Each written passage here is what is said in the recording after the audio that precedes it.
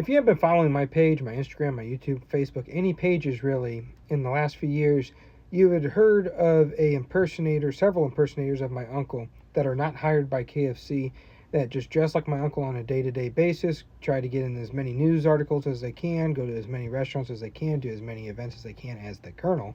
And you would have seen the beef that I had with one particularly at the beginning of the year that decided to slander me, dox me, try to twist certain things. I had some crazy people on my post from years ago when I had to defend my family name against him because he was claiming that we endorse him, but I'm not part of the family, or yada yada yada, that we still endorse him when we have made it clear to him that we don't endorse him, that he tricked me into writing a letter to him when I was very young. And then after he showed his true colors, I wanted out of it. I told him, listen, I'm not endorsing anybody anymore. You're abusing what you're doing. You and the other impersonators are abusing what you're doing, and my family doesn't support any of that. So anyways, he decided to stalk my Facebook, actually my church Facebook page, and find photos of me from when I was 17, 18 years old at a trunk or treat at my local church down in Florida. And he tried twisting it, saying that I was impersonating a priest to the public at a church to deceive the public. And he got all of his little clannies, or cloonies, whatever you want to call them, on his page hating on me.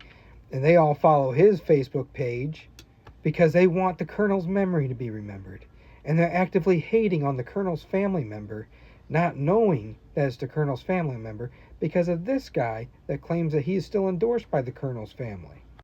It's so ridiculous. I mean, I could write a book, I could write a movie on my experiences with old elderly men that impersonate my uncle and use that to groom and manipulate members of my family into trusting them, particularly me. So anyways, here's a message that he sent me a while ago, back when we were friends and I did trust him, before he went crazy. And he's claiming that Uncle Harley was in Florida because there was an interview about a man that arrested my uncle in Florida for setting a thing on fire. And they were saying that he was drunk when he did it, and that's why he was arrested. He was drunk on the side of the road lighting a thing on fire. It's wrong. He wasn't drunk. My uncle did not drink. Colonel Harlan Sanders didn't drink alcohol. He didn't have vices like that. He didn't smoke. He didn't drink. He didn't do drugs. This guy, among many others, spread this information on their pages because they go around looking through the internet. They have no connections to my family other than me, because the rest of my family won't associate with impersonators because of what I've been through. So their sources is all either through Kentucky Fried Chicken themselves, people who claim to know the Colonel, and other articles that they find online. But people are spreading it around that the Colonel was a drunk. He wasn't a drunk. He had a vacation home